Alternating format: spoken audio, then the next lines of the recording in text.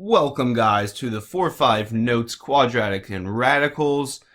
This stuff here should mostly be a little bit of review and a little bit of something new. Speaking of new, I have been reading your feedback, and a common trend is make the notes a little more exciting. So that is what I hope to do today. After all, you are spending your important time to watch these, so the least I can do is, of course, make them a little more exciting for us here. So I will do my very best. Hey, the EQ, we will get to that later. But first, we have properties of square roots, and these are all reviewing again. Now that we're breaking down square roots, you need to recall the different properties. So last year we talked about when you can multiply square roots, and simply if you have the square root of two numbers, you can think of it as splitting up into the square root of the first number, so A, and the square root of the second number. Okay, so B. Simply put, if you have 18, okay, remember what we are looking for are perfect square factors. Not just any old factors anymore. Perfect square factors are what we need. What type of factors? Perfect squares. Okay, so 18. Yes, 6 and 3 go into 18, but what we are concerned with is the perfect square factor of 9 and 2. Because if you take the square root of 9, it becomes 3. You cannot take the square root of 2, so it stays as square root of 2. Now, to check your work, if you substitute each of these in your calculator, so check with your calculator. Okay, if you pop in the square root of 18, you will get some funky decimal, and it should be the square root of 3 square roots of 2 if you pop both of those in. You'll get funky decimals, but they should be the same. The other property we have is the quotient property, and that is saying if you have a big old square root, so one big one, last year I talked about, you can separate it into two little square roots. So you can exchange a big square root for two little ones. You go to Walmart, you're like, hey, I have this big square root. You're like, well, we will give you two little ones instead. Okay, where that helps us is, okay, we don't know the square root of 2, but you see 25, you're like, I want to break that up. So you separate it. Little square root comes square root of 2. Big square root of 25. Okay, well, 25 being a perfect square just becomes 5, and square root of 2 is up top. Some things to recall about simplifying is square roots are simplified if there are no perfect squares, well, perfect square factors under the radical sign. Now, if you need to remember your perfect squares, okay, x and x squared, those are perfect squares. But 1x squared is 1, 2 is 4, 3 is 9, 4 is 16, and so on. So you don't want any of these numbers under the radical sign. No perfect square factors. The other thing is we can't have any radicals in the denominator. We call this no rats in the basement. If you have a cat, it'll help you out there as well. Unless he's Phoenix, because he's more afraid of rats than they are of him. But you don't want any radicals in the denominator like we had up above in the quotient property. Okay, you have to get rid of those radicals, and I'll show you in a minute how to do that. So examples. Square root of 24. Again, we need to think of perfect square factors. Not any old factors. Perfect squares. So 8 and 3 are factors, but perfect square factors would be 4 and 6. 4 times 6 is 24. But we want the perfect square. Well, hey, 4 really becomes 2. Square root of 6 is non-perfect, so it stays as square root of 6. That's all there. And the other way is 5 and 18. Now, you can break up 18 if so choose, but just like we can exchange 2 little small roots or a big square root for 2 little, we can go the opposite way. So if they're both radical numbers, radical, dude, okay, we can multiply the two of those and make it square root of 90. You're like, well, why would we want to do that? And then maybe something will go off in your head. Oh, wait, square root of 90 is really the square root of 9 times the square root of 10. You're like, oh yeah, square root of 9 is really a little 3, and square root of 10 is not a perfect square. Last little example, exchanging a big square root for 2 little guys. So square root of 9. If you type this decimal or this fraction in your calculator, you get a funky decimal, but let's just exchange it. So square root of 9 and square root of 64. Well, we know both of those. Square root of 9 is 3. Whoop. Square root of 64 is 8. So those are some quick examples for recalling square roots. The last way to get rid of rats in the basement is rationalizing and conjugating. Okay, so this is how we get rid of our rats in the basement. So here is our exterminating. Exterminating the rats.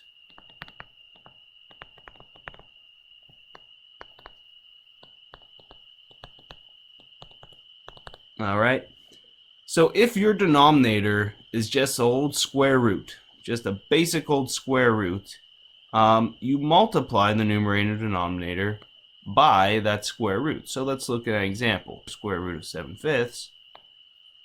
We can exchange square root 7, square root 5.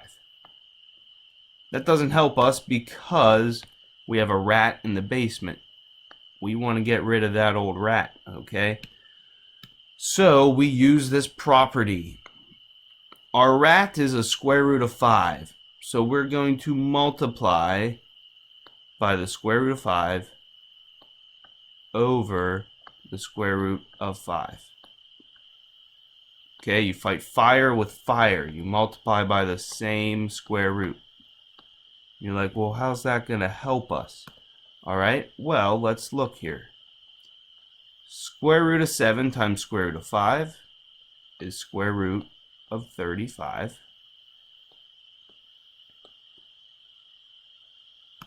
Square root of 5 times square root of 5 is square root of 25. You're like, maybe this will help. Okay, square root of 35 then. All over what's really the square root of 5, or 25, is just 5. So the rat is gone, and you're nice and happy. All right, so no radical in the basement there. Now, if you have more of a family of rats in the basement, so a plus square root of b in your denominator, you need to multiply by something known as the conjugate. Conjugate. See? Okay. So, to get rid of this rat, you need to multiply by, so we're going to multiply by the conjugate. And the conjugate's the same old numbers, but a little tiny twist. And that tiny twist, if you notice, one's plus, one's minus. We just need to change this to minus. So here's our other set of tricks. Alright, now the idea behind this is you'll take your 3 and distribute it. 3 times 7 is 21. 3 times root of 2 is minus 3 roots of 2. Remember, non-radical things can only multiply to non-radical things. The 3 strictly stays outside. Now, how does that help our denominator? It looks like a mess. Kind of like difference of squares. If you have a plus and a minus, yes, you're going to need to FOIL all this, but let's see what happens. Okay, so 7 times 7 is 49. 7 times square root of 2, negative square root of 2 is negative 7 roots of 2. Square root of 2 times 7 is plus 7 roots of 2. And negative square root of 2 times positive square root of 2 is negative square roots of 4. So the 2 and the 2 became our 4. And you're like, whoa, what is going on? But let's see here. 21 minus square root of 3. 3 square roots of 2. Sorry. Both of these guys in the middle are going to cancel out. So you really have 49. Square root of 4, you know, is really 2. So down below, lo and behold, 49 minus 2, 47. Rats are gone. Okay. Next step is an example of if you have plus, well, your conjugate is just going to be minus. So a similar example here, only you're going to multiply by 2 minus the square root of 3 over 2 minus square root of 3. Distributing. And once you get some practice with your denominator, you'll recognize really you only need to focus on the first and the lasts. 2 times 2 is 4 minus the square root of 9, which is really 3, leaving you with 10 minus 5 square roots of 3 all over 1. All right, rat's gone. That's all you need. So conjugates, these here are some more practice for you. I'll get you started at least. So multiplying means this is really going to be square root of 28 divided by 9 times 7 is 63. Okay. And to multiply this one, you're going to need the conjugate 5 minus square root of 11, plus square root of 11 over 5 plus square root of 11. Easy peasy stuff there. Solving quadratic equations, I'll get to that in the extra. The last thing I'd like you to do, I know they're a little longer today, but most of it's review, is solving using square roots. Very easy, very quick. Big thing though is, so s squared is 169. I know, here's the tendency, s squared equals 169. Students are like, well, to undo a square, you take the square root. So s equals 13. Here's the tendency to stop there. Okay. Here's a little pirate because it's a trap. Okay. Students are going to leave this.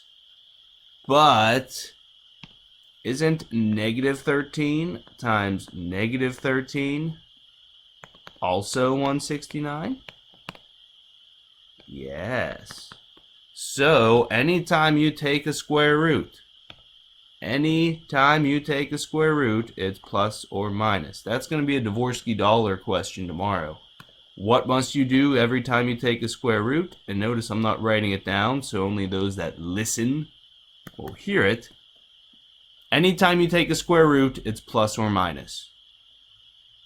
Remember that.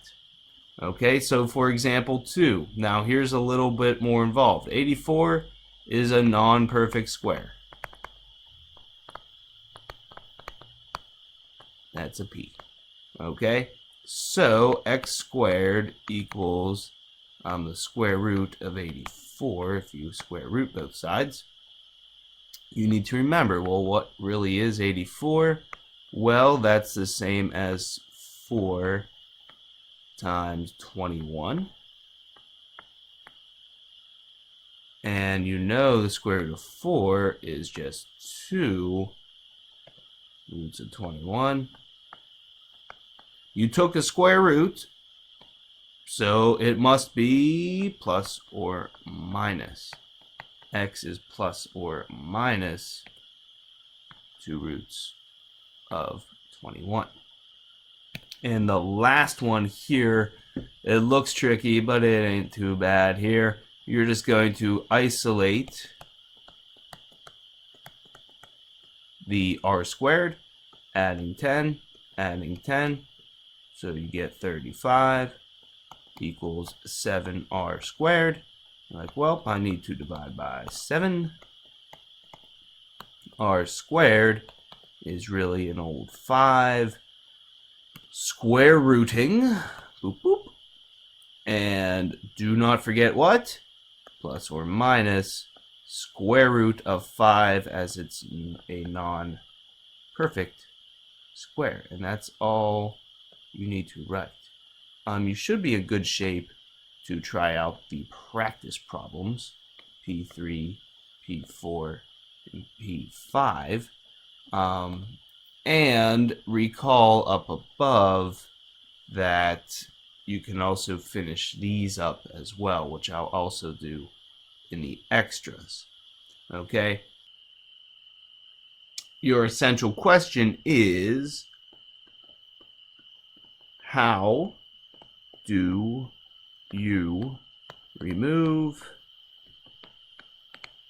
radicals